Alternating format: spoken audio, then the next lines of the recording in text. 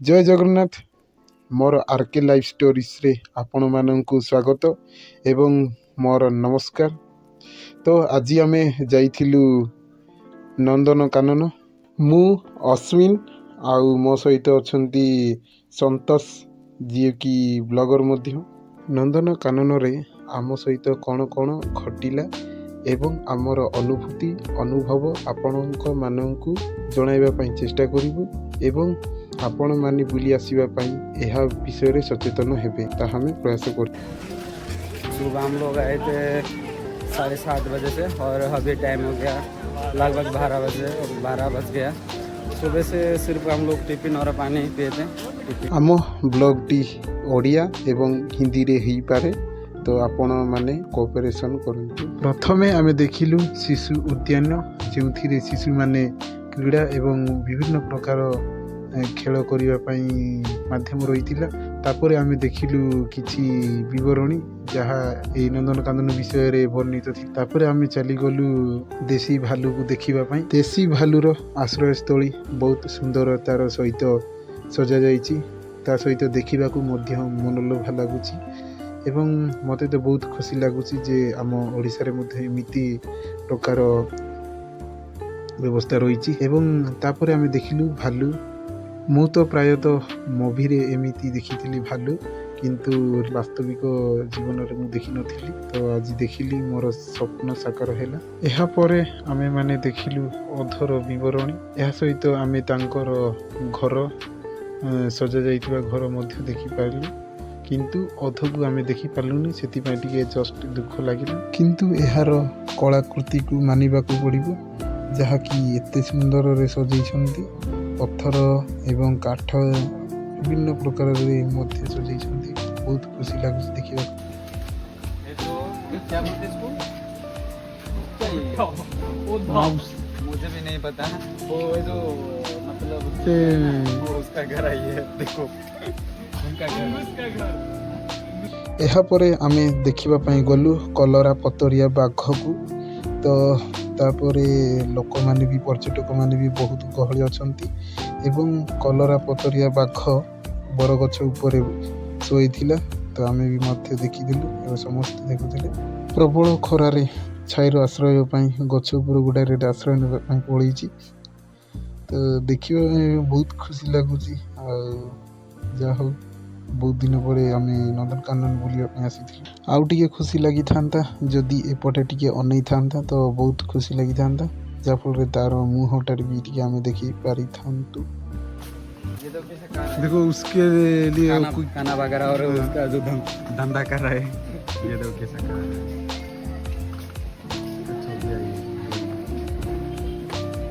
दिखाएंगे पशु पक्षी और क्या क्या है ये जूलॉजी पार्क में। आगे और देखेंगे।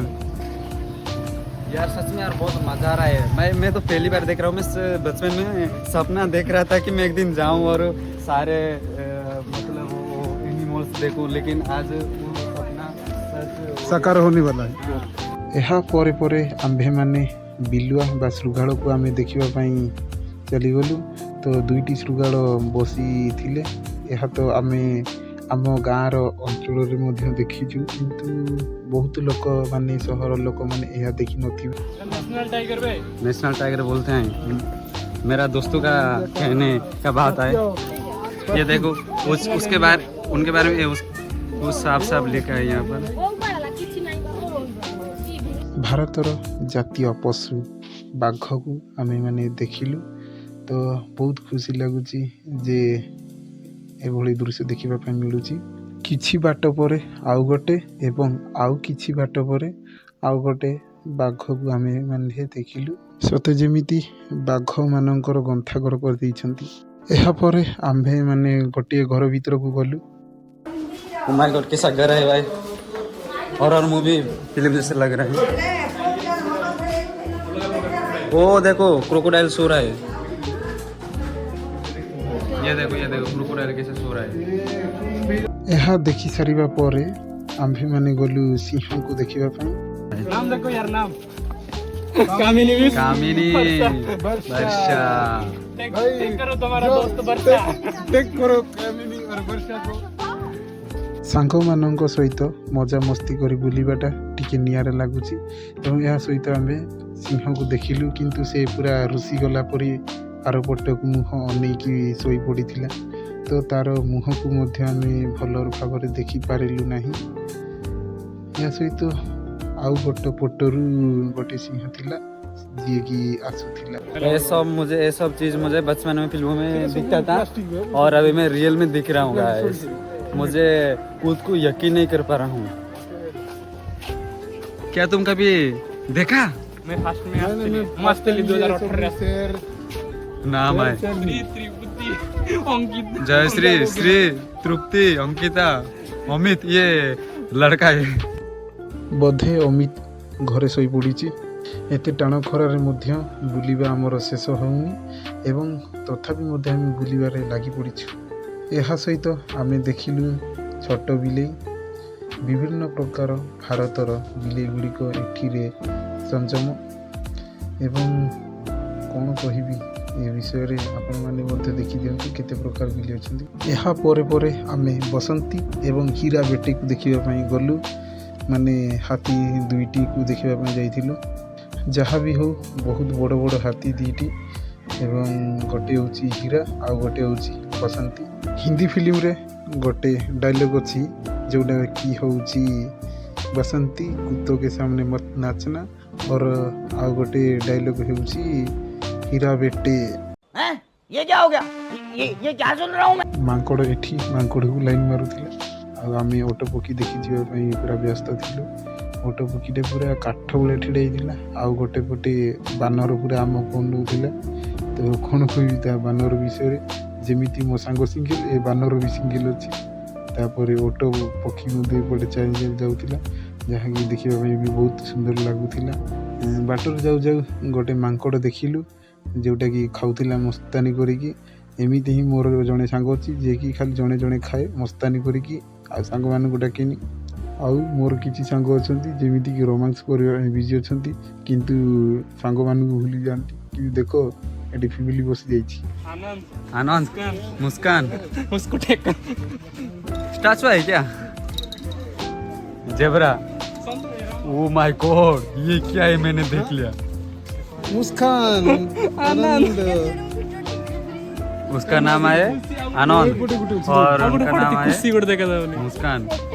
जेबरा जेबरा ତିନିଟା ଅଛନ୍ତି ନାଇଁ କି? बचपन में ଜିରାଫର ରାଜ୍ୟ ବିଷୟରେ ଏଠି ବିବରଣୀ ପ୍ରଦାନ କରାଯାଇଛି।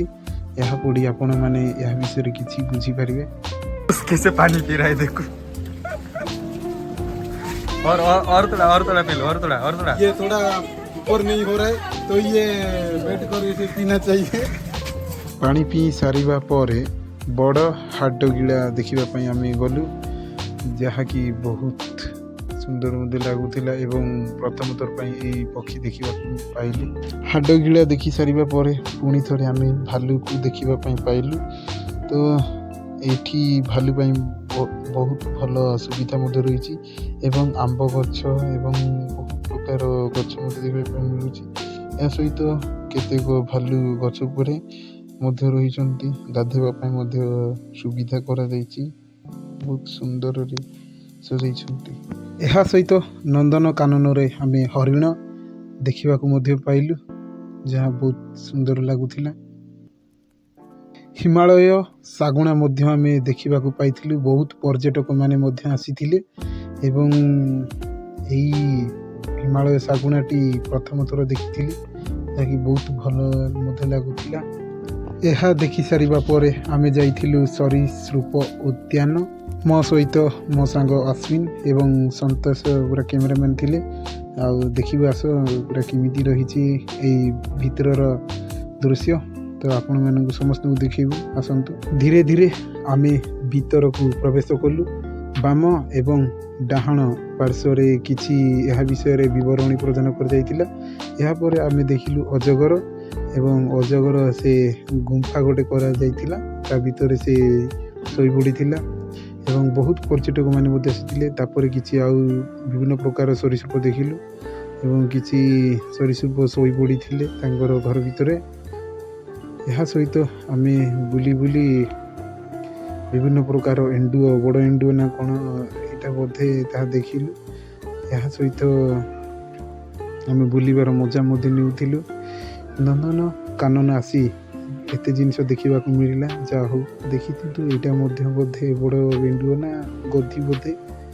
ଆଉ ଏହା ସହିତ ଆମେ ବିଭିନ୍ନ ପ୍ରକାରର ସରୀସୃପକୁ ଦେଖିଲୁ। ଏହା ସହିତ ଆମେ ପଥର କଇଁଚ ନା କ'ଣ ବୋଧେ ଦେଖିଲୁ। ଏହା ସହିତ ସାପ, ବିଭିନ୍ନ ପ୍ରକାର ସାପ, ନାଗ ସାପ ମଧ୍ୟ ଆମେ ଦେଖିବାକୁ ପାଇଥିଲୁ। ଏହା ସହିତ କୁମ୍ଭୀର, ଯାହାକୁ କୁମ୍ଭୀର ମଧ୍ୟ ଦେଖିବାକୁ ପାଇଥିଲୁ। ସେ ପାଣିରେ ଭାସମାନ ହେଉଥିଲା। ଏଠି ଗୋଟେ କୁମ୍ଭୀର ପୁରା ତାଙ୍କ ଦାନ୍ତଟା ପାଟିଟାକୁ ପୁରା ବାହାର କରିକି ଅନେଇ ବସିଥିଲା, ସତେ ଯେମିତି କେହି ଖାଦ୍ୟଟା ଆସିକି ତା ପାଟିରେ ପଡ଼ିଯିବ। କୁମ୍ଭୀର ଦେଖି ସାରିବା ପରେ ଆମ୍ଭେମାନେ ଦେଖିଲୁ ଅଜଗର। ଆଉ ଅଜଗର ପାଣିରେ ଭାସୁଥିଲା। ଏବଂ ଏହାପରେ ଆମେ ଦେଖିଲୁ କଳା କଇଁଚ, ଯେଉଁଟାକି ପାଣି ଉପରେ ଭାସୁଥିଲେ। ଏହା ସହିତ ଆମେ ଦେଖିଲୁ ବହୁତ ବଡ଼। ଏହାପରେ ଆମେ ବୁଲିବା ପାଇଁ ଗଲୁ ଶିଶୁ ରେଳ ଉଦ୍ୟାନକୁ। ବହୁତ ଶିଶୁମାନେ ମଧ୍ୟ ଏଇଠି ରେଳରେ ବସନ୍ତି ଏବଂ ଯାଆନ୍ତି, ବୁଲନ୍ତି। 18 ବର୍ଷରୁ ଉର୍ଦ୍ଧ୍ୱମାନଙ୍କୁ ମଧ୍ୟ ଏଠିରେ ସାମିଲ କରନ୍ତି। ତା ଅନୁସାରେ ଟିକଟ ମଧ୍ୟ ଥାଏ। ଏହା ପରେ ପରେ ଆମ୍ଭେମାନେ ଦେଖିବାକୁ ପାଇଲୁ ଜଳହସ୍ତୀ। ସେମାନେ ଘାସ ଖାଉଥିଲେ ଏବଂ ଏମାନେ ପାଣିରେ ମଧ୍ୟ ବହୁତ ସମୟ ପହଁରି ପାରନ୍ତି, ଗଭୀର ଜାଗାରେ ମଧ୍ୟ। ଏହା ସହିତ ଆମ୍ଭେମାନେ ସମ୍ବରକୁ ଦେଖିବାକୁ ପାଇଲୁ। କିଛି ବାଟ ଗଲା ପରେ ବିହଙ୍ଗର ସାରଣୀ ଦେଖିବାକୁ ପାଇଲୁ। ସେଥିରେ ବହୁତ ପ୍ରକାରର ପକ୍ଷୀ, ବଗ ଚଢ଼େଇବା ଯାହା ମଧ୍ୟ ଥିଲା, ତାହା ଆମେ ଦେଖିବାକୁ ପାଇଲୁ। ସୁନ୍ଦର ପ୍ରକାର ପୋଖରୀ ବନେଇ ଦେଇଥିଲେ। ଏହା ସହିତ ଉପରେ ତାର ଜାଲି କରିଦେଇଥିଲେ, ଯାହାଫଳରେ ସେମାନେ ଉଡ଼ି ନ ପଡ଼ନ୍ତୁ। ଏବଂ ସ୍ପ୍ରିଙ୍କଲର ଭଳିଆ ପାଣି କରୁଥିଲେ, ବହୁତ ଖୁସି ଲାଗୁଥିଲା। ଏହା ସହିତ ମୟୂର ଦେଖିବାକୁ ପାଇଥିଲୁ, ଯାହାକି ଆମ ଜାତୀୟ ପକ୍ଷୀ ମଧ୍ୟ କୁହାଯାଏ। ଏତେ ଖରାରେ ମଧ୍ୟ ଆମେ ନନ୍ଦନକାନନ ବୁଲି ସାରି ଫଳ କିଛି କିଣିଲୁ ଏବଂ ଆମେ 3 ଜଣ ମିଶି ଫଳକୁ ଖାଇଲୁ। ଏବଂ ଖୁସି ଲାଗୁଛି ଯେ ବହୁତ କିଛି ନନ୍ଦନକାନନରେ ଦେଖିବାକୁ ମିଳିଲା। ଏହା ସହିତ ବହୁତ ଭୋକ ବି ଲାଗୁଥିଲା। ଏହା ସହିତ ଆମେ ଖାଇବାକୁ ଲାଗି ପଡ଼ିଲୁ। ସତରେ ନନ୍ଦନକାନନର ଅନୁଭୂତି ବହୁତ ସୁନ୍ଦର ଲାଗିଲା। ये प्रोड के साथ साथ हम लोग कौन सा जूस है? गन्ने का गन्ने का जूस है ये। चलो पीते हैं भाई, पकड़ लें। चेस। चलो चलो पियो।